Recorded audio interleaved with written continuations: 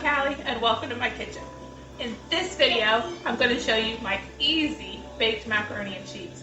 There's no roux, so you don't have to worry about that, but there's no Velveeta either. It's mostly macaroni and cheese. We've got my biggest available pot with water boiling. We're going to make sure you heavily salt your water because that's your chance to get the flavor into the pasta. And I've got 1 pound of large elbows because my husband got all excited and wanted to try the large elbows. So we're going to try this. It really, honestly, I haven't found that it matters what kind of pasta you use for it. Sometimes you can use bow ties, you can use penne, smaller elbows, shells, as long as you're using 1 pound of pasta. And we're just going to stir that immediately to make sure it's for this particular pasta, 6 minutes al dente. And we're going to want to cook our pasta al dente because we do not want to overcook our pasta because we're cooking our pasta and then we are cooking our pasta. And if you overcook it now, you're going to wind up with cheese and mush, and then you're going to wonder why nobody wants to eat your macaroni. I'm going to preheat the oven, but first I'm going to make sure I don't have pans in it because I am my mother's daughter. So we're going to preheat our oven to 350. Okay, and then you're just going to take a cup. I like the extra sharp cheddar while my pasta's going and not overboiling. Preferably you would put this in a larger pot so it doesn't stick, but like I said, I don't have one handy because we got collard greens going in that big pot.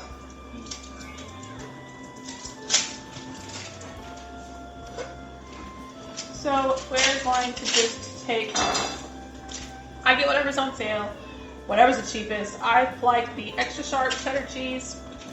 I found 2 8-ounce blocks because they're on sale. Works great because those are smaller pieces. Or the big block, it doesn't really matter. If you want to change up the cheese some and do some Colby or some Gouda is really good in it, you can change the cheese. But what I keep on hand around here is the extra sharp cheddar, so that's what I usually use. And you're just slicing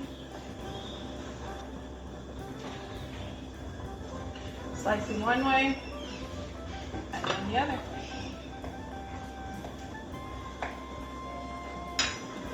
And that's really all our cheese prep there. We're also going to grease. This is enough for a 9 by 13 inch baking dish. You can use the glass dish, you can use aluminum dish, if you want to use the toss-away dish and take it somewhere. This works great for taking to barbecues or family get-togethers.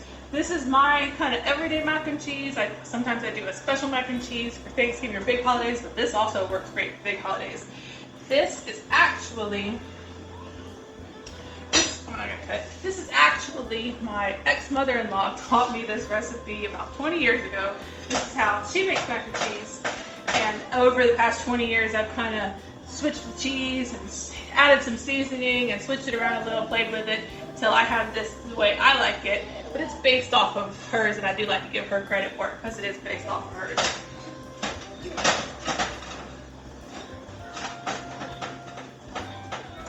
You can use cooking spray if you have it. I don't have it.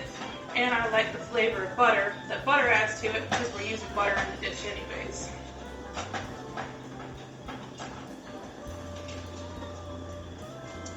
And then we're actually going to set aside a couple tablespoons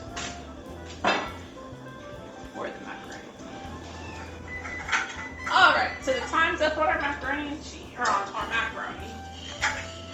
Gonna say real quick, I'm not going to taste it because I timed it and I went by the box and I know that is al dente because I've done this enough times. Just going to drain this real quick.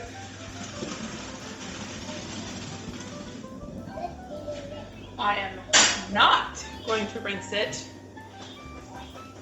because we want that starch and we want it a little sticky because that's what makes your sauce or your cheese stick to the pasta.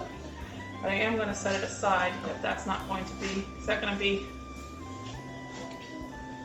I'm going to set it aside for a second. I'm going to throw that butter in there to keep it from sticking to my pot.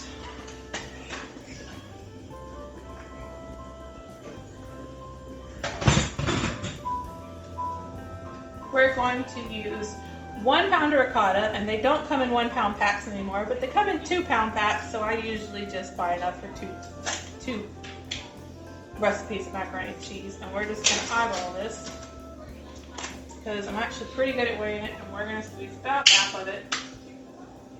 Break the container for the first time ever. Squeeze about half of it in there. All right, She-Hulk. I have done this so many times that I don't really measure it anymore. You don't have to have salt because it's a lot of cheese, but I'm going to just salt a little to taste. So every time I measured this, I did it over and over, weighed it, and it winds up being a teaspoon of, this is roasted garlic powder, you can use garlic powder, a teaspoon of onion powder, a half a teaspoon of paprika, about a 1/4 teaspoon of mustard powder. And the mustard powder really just makes it, adds a little tanginess to it and makes that extra sharp even kind of more extra if that's a thing. And you can omit that if you don't have it or if you don't want it. And I do about 1/3 cup of milk. It's really just enough to wet everything and get it together. And just mix that. Ideally, once again, you're using a bigger pot and it's easier to mix. I could use a bowl, but I don't like dishes. That's just extra dishes.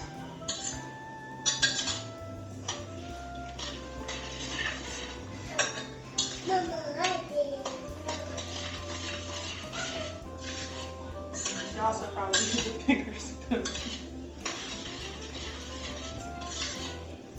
Alright, can you see that? It's just nice and uniform, and on the floor we're going to just, we're going to just pour that hot in the pan. The pan's already greased, ready for that. And I'm cheap enough to get all the cheese out of the pan. All that extra flavor, all of it.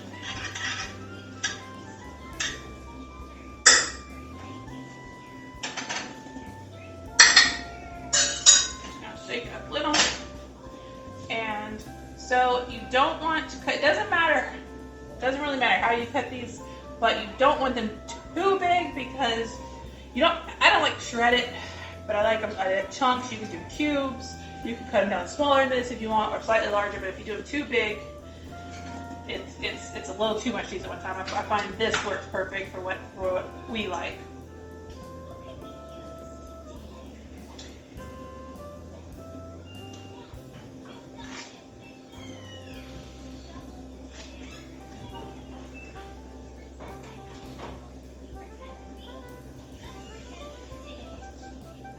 There is no exact science to this. You just put in cheese.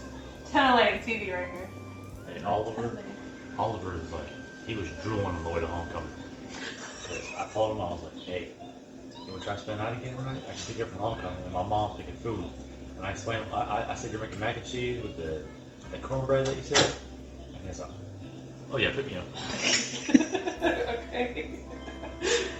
So, I don't know if you can see that from there. I used white cheese because I swear the white cheese tastes sharper than the yellow cheese somehow. And I've used it so long it's gotten to when I've used the yellow cheese, my kids want to know what's wrong with the macaroni and cheese.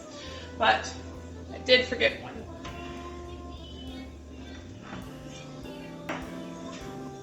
I am notorious for forgetting to put the pepper in it, and I have actually found from many times of forgetting the pepper that I like it better when some cracked pepper right on top instead of mixed in. Because that cheese does get a little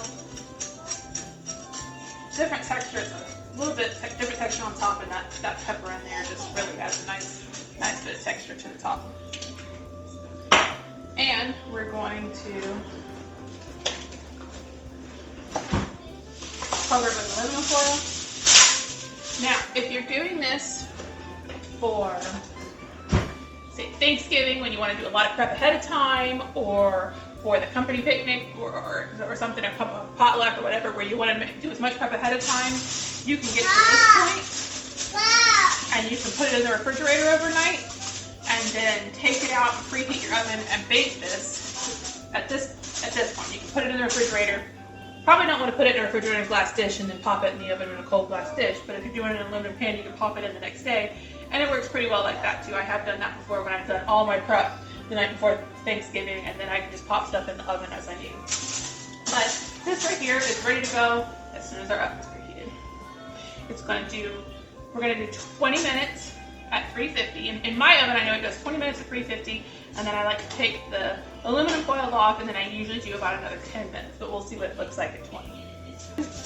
Now that the oven is preheated, we're going to go ahead and pop this. Actually, I like it where the aluminum foil makes the steam drip back down in the pan. As it's preheated, we're going to pop this back in, or pop this in the oven for 20 minutes. And check it at 20. And Okay, so our 20 minutes is up on our macaroni. We're just going to open it, pull that aluminum foil off, and you see how it doesn't look done at all. So we're going to quickly close. Could you see it? We're going to quickly close the oven, and we're going to set the timer for another 10 minutes and check it in 10 minutes.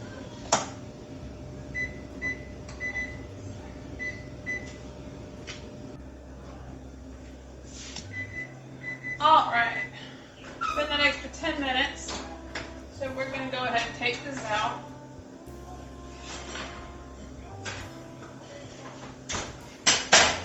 That looks perfect to me. And we're just going to set this aside and let this cool off for a few minutes, and then we're going to give it a little taste before everything else is ready. okay. All right. So I want to go ahead and taste this. Let's see.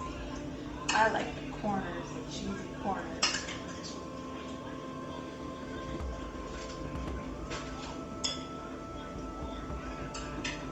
Can you see that? Isn't that it? All right.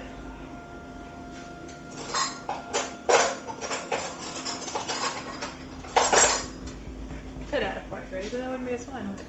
All right.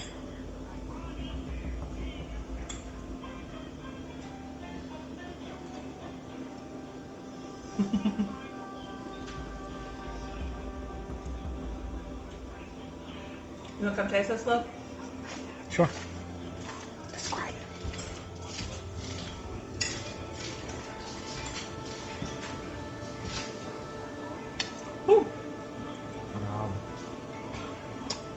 Ooh. Ooh. Ooh. That's delicious. Oh yeah. Oh yeah. Another bite. Thank you. Let me do this one. Cheesy crap. I can come back around for that one.